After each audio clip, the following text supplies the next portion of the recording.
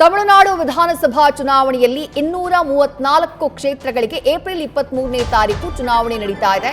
234 ಕ್ಷೇತ್ರಗಳಿಗೂ ಕೂಡ ಟಿವಿಕೆ ಪಕ್ಷ ಅಭ್ಯರ್ಥಿಗಳನ್ನು ಘೋಷಣೆ ಮಾಡಿದೆ. 2 ಕ್ಷೇತ್ರದಲ್ಲಿ ಸ್ಪರ್ಧೆ ಮಾಡಿದ್ದಾರೆ ನಟ ದಳಪತಿ ವಿಜಯ್. ಪೆರಂಬೂರು ಮತ್ತು ತಿರುಚಿ ಪೂರ್ವ ಕ್ಷೇತ್ರಗಳಲ್ಲಿ ಅದೃಷ್ಟ ಪರೀಕ್ಷೆಗೆ ಇಳಿಯಲಿದ್ದಾರೆ ನಟ ವಿಜಯ್. ಚುನಾವಣಾ ಪ್ರಣಾಳಿಕೆಯನ್ನ ಕೂಡ ಬಿಡುಗಡೆ ಮಾಡಿದ್ದಾರೆ. ಅಭ್ಯರ್ಥಿಗಳ ಘೋಷಣೆಯ ಜೊತೆಗೆ ಕೆಲ ಭರವಸೆಗಳನ್ನ ಕೂಡ ನಟ ವಿಜಯ್ ನೀಡಿದ್ದಾರೆ. ಟಿವಿಕೆ ಪಕ್ಷ ಎಷ್ಟರ ಮಟ್ಟಿಗೆ ಈ ಬಾರಿಯ ತಮಿಳುನಾಡಿನ ಚುನಾವಣೆಯಲ್ಲಿ ಪರಿಣಾಮವನ್ನ ಬೀರುತ್ತೆ, ಆ ಪಕ್ಷದ ಅಭ್ಯರ್ಥಿಗಳು ಯಾವ ಪಕ್ಷದ ಅಭ್ಯರ್ಥಿಗೆ ಹೊಡೆತವನ್ನ ಕೊಡ್ತಾರೆ, ಈ ರೀತಿಯಾದಂತಹ ಕುತೂಹಲ ಸಹಜವಾಗೇ ಇದೆ. ಟಿವಿಕೆ ಪಕ್ಷ ಮೈತ್ರಿ ಮಾಡಿಕೊಳ್ಳೋದಕ್ಕೆ ಪ್ರಯತ್ನ ಪಟ್ಟಿತ್ತು ಎಐಎಡಿಎಂಕೆ ಜೊತೆ, ಆದರೆ ಮೈತ್ರಿ ಸಾಧ್ಯವಾಗಿರಲಿಲ್ಲ. ಅದಾದ ನಂತರ ಈಗ 234 ಕ್ಷೇತ್ರಗಳಿಗೂ ಕೂಡ ತನ್ನ ಅಭ್ಯರ್ಥಿಯನ್ನ ಘೋಷಣೆ ಮಾಡುವಂತಹ ಕೆಲಸವನ್ನ ದಳಪತಿ ವಿಜಯ್ ಮಾಡಿದ್ದಾರೆ. ಅದರ ಜೊತೆಗೆ ಪ್ರಣಾಳಿಕೆಯನ್ನ ಕೂಡ ರಿಲೀಸ್ ಮಾಡಿದ್ದಾರೆ. ಮತ್ತಷ್ಟು ಡೀಟೇಲ್ಸ್ ನಮ್ಮ ಪ್ರತಿನಿಧಿ ಚಂದ್ರಮೋಹನ್ ನೀಡ್ತಾ ಹೋಗ್ತಾರೆ. ಚಂದ್ರಮೋಹನ್, ಮೈತ್ರಿ ಮಾಡಿಕೊಳ್ಳುವಂತಹ ಪ್ರಯತ್ನ ಆಗಿತ್ತು, ಆ ಮೈತ್ರಿಯ ಪ್ರಯತ್ನ ಸಕ್ಸಸ್ ಆಗಿಲ್ಲ. 234 ಕ್ಷೇತ್ರಗಳಿಗೂ ಕೂಡ ಅಭ್ಯರ್ಥಿಗಳ ಘೋಷಣೆಯಾಗಿದೆ. ಜೊತೆಗೆ ಕಲರ್ಫುಲ್ ಆಗಿರುವಂತಹ ಪ್ರಣಾಳಿಕೆಯ ಘೋಷಣೆಯನ್ನು ಕೂಡ ದಳಪತಿ ವಿಜಯ್ ಮಾಡಿದ್ದಾರೆ. ಆ ಪ್ರಣಾಳಿಕೆಯಲ್ಲಿ ಏನೇನಿದೆ, ಜೊತೆಗೆ ಎಷ್ಟರ ಮಟ್ಟಿಗೆ ಇವರ ಪಕ್ಷ ಈ ಬಾರಿಯ ತಮಿಳುನಾಡು ಚುನಾವಣೆಯಲ್ಲಿ ಪರಿಣಾಮವನ್ನ ಬೀರುವಂತಹ ನಿರೀಕ್ಷೆಗಳಿದ್ದಾವೆ ಅಂತ ಹೇಳಿ ಚಂದ್ರಮೋಹನ್. ಹೌದು ವಿದೇಶಿ, ಇವತ್ತು ಟಿವಿಕೆ ಪಕ್ಷದ ಮುಖ್ಯಸ್ಥ ವಿಜಯ್ ಅವರು ಅಧಿಕೃತವಾಗಿ ತಮ್ಮ ಪಕ್ಷದ 234 ಕ್ಷೇತ್ರಗಳು ಕೂಡ ಅಭ್ಯರ್ಥಿಗಳ ಪಟ್ಟಿಯನ್ನು ಘೋಷಣೆ ಮಾಡಿದ್ದಾರೆ. ಜೊತೆಗೆ ಪಕ್ಷದ ಪ್ರಣಾಳಿಕೆಯನ್ನು ಕೂಡ ಬಿಡುಗಡೆ ಮಾಡಿದ್ದಾರೆ.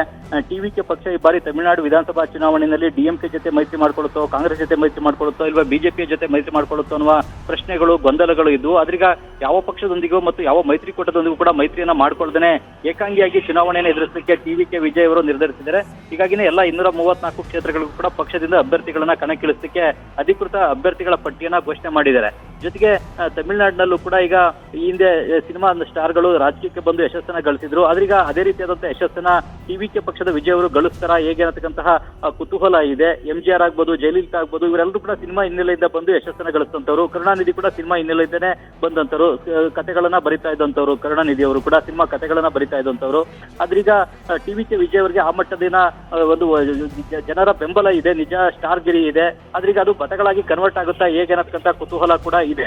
ಆದ್ರೀಗ ಮುಖ್ಯವಾಗಿ ಪಕ್ಷದ ಪ್ರಣಾಳಿಕೆಯಲ್ಲೂ ಕೂಡ ಜನರನ್ನ ಸೆಳೆಯುವಂತಹ ಘೋಷಣೆಗಳನ್ನೇ ಮಾಡಿದ್ದಾರೆ. ನಶಾ ಮುಕ್ತ ಅಂದ್ರೆ ಡ್ರಗ್ಸ್ ಮುಕ್ತ ತಮಿಳುನಾಡನ್ನ ನಿರ್ಮಾಣ ಮಾಡ್ತೀನಿ ಅನ್ನೋ ಒಂದು ಘೋಷಣೆಯನ್ನು ಕೂಡ ಮಾಡಿದ್ದಾರೆ. ಜೊತೆಗೆ ಸರ್ಕಾರಿ ನೇಮಕಾತಿಗಳಲ್ಲೂ ಕೂಡ ಪಾರದರ್ಶಕತೆಯನ್ನ ಕಾಪಾಡ್ಕೊಳ್ತೀವಿ, ಸರ್ಕಾರದ ಹುದ್ದೆಗಳಿಗೆ ನೇಮಕಾತಿಯನ್ನ ಮಾಡ್ಕೊಳ್ತೀವಿ ಅಂತ ಹೇಳಿ ಯುವ ಜನತೆಯಲ್ಲಿ ಒಂದು ವಿಶ್ವಾಸ, ಭರವಸೆನ ಮೂಡಿಸುವಂತ ಪ್ರಯತ್ನವನ್ನು ಕೂಡ ಮಾಡಿದ್ದಾರೆ. ಮತ್ತು PUC ಇಂದ ಮಾಸ್ಟರ್ ಡಿಗ್ರಿವರೆಗೂ ಕೂಡ ಯಾವುದೇ ಗ್ಯಾರಂಟಿ ಇಲ್ಲದೆ ವಿದ್ಯಾರ್ಥಿಗಳಿಗೆ ಶೈಕ್ಷಣಿಕ ಸಾಲ ನೀಡುವಂತ ಯೋಜನೆಯನ್ನು ಕೂಡ ಘೋಷಣೆಯನ್ನ ಮಾಡಿದ್ದಾರೆ. ಮತ್ತು ನಿರುದ್ಯೋಗಿಗಳಿಗೂ ಕೂಡ ಭತ್ಯೆ ಕೊಡುವಂತಹ ಘೋಷಣೆಯನ್ನ ಕರ್ನಾಟಕದ ಮಾದರಿನಲ್ಲೇ ಮಾಡಿದ್ದಾರೆ. ಆದ್ರೆ ಇವೆಲ್ಲವೂ ಕೂಡ ಜನರನ್ನ ಸೆಳೆಯುತ್ತವ ಹೇಗೆ ಅನ್ನತಕ್ಕಂಥದ್ದು ಕೂಡ ಈಗಿರುವಂತಹ ಕುತೂಹಲ. ಈಗಾಗಲೇ ಡಿಎಂಕೆ ಕೂಡ ಸಾಕಷ್ಟು ಆಶ್ವಾಸನೆಗಳನ್ನ ಜನರಿಗೆ ಕೊಟ್ಟಿದೆ. ಅದೇ ರೀತಿಯಲ್ಲಿ ಬಿಜೆಪಿ ಮೈತ್ರಿಕೂಟ ಕೂಡ ತಮ್ಮದೇ ಆದಂತಹ ಆಶ್ವಾಸನೆಯನ್ನ ಕೊಟ್ಟಿದೆ. ಇದ್ರ ಮಧ್ಯೆ ಈಗ ಟಿವಿಕೆ ವಿಜಯ್ ಅವರು ಕೂಡ ಈ ಆಶ್ವಾಸನೆಗಳನ್ನ ಕೊಟ್ಟಿದ್ದಾರೆ. ಈ ಹಿಂದೆ ತಮಿಳುನಾಡಿನಲ್ಲಿ ಜನ ಕುಕ್ಕರು, ಫ್ರಿಡ್ಜ್, ವಾಷಿಂಗ್ ಮೆಷಿನ್ ಗಳನ್ನ ಗಿಫ್ಟ್ ಆಗಿ ಕೊಟ್ಟಂತಹ ಸಂದರ್ಭದಲ್ಲಿ ಅಂತ ಪಕ್ಷಗಳಿಗೆ ಓಟ್ ಹಾಕಂತ ಉದಾಹರಣೆ ಇದೆ. ಕಲರ್ ಟಿವಿಗಳನ್ನು ಕೂಡ ಡಿಎಂಕೆ ಮತ್ತು ಎಡಿಎಂಕೆ ಪಕ್ಷಗಳು ಚುನಾವಣೆ ಸಂದರ್ಭದಲ್ಲಿ ಗಿಫ್ಟ್ ಆಗಿ ಜನರಿಗೆ ಕೊಡ್ತಾ ಇದ್ರು. ಅಧಿಕಾರಕ್ಕೆ ಬಂದ ಬಳಿಕೂ ಕೂಡ ಆ ಗಿಫ್ಟ್ ಗಳನ್ನ ಕೊಟ್ಟಿದ್ದಾರೆ. ಹಾಗಾಗಿ ತಮಿಳುನಾಡಿನಲ್ಲಿ ಗಿಫ್ಟ್ ಗಳನ್ನ ಕೊಟ್ಟರೆ ಜನರನ್ನ ಮತಗಳನ್ನ ಸೆಳೆಯುವಂತಹ ಸಂಪ್ರದಾಯ ಇದೆ. ಹೀಗಾಗಿ ಟಿವಿಕೆ ವಿಜಯ್ ಅವರು ಕೂಡ ಆ ರೀತಿಯಾಗಿ ಗಿಫ್ಟ್ ಗಳನ್ನ ಜನರಿಗೆ ಕೊಡುವಂತಹ ಕೆಲಸವನ್ನ ಈ ಪ್ರಣಾಳಿಕೆಯ ಮೂಲಕ ಮಾಡಿದ್ದಾರೆ. ಇದು ಈಗ ಎಷ್ಟರ ಮಟ್ಟಿಗೆ ಯಶಸ್ವಿ ಆಗುತ್ತೆ ಏನು ಅನ್ನೋದನ್ನು ಕೂಡ ಈಗ ಕಾದು ನೋಡ್ಬೇಕಾಗಿದೆ. ವಿದೇಶಿ, ಥ್ಯಾಂಕ್ ಯು ಚಂದ್ರಮೋಹನ್ ತಮ್ಮೆಲ್ಲ ಡೀಟೇಲ್ಸ್ಗೆ.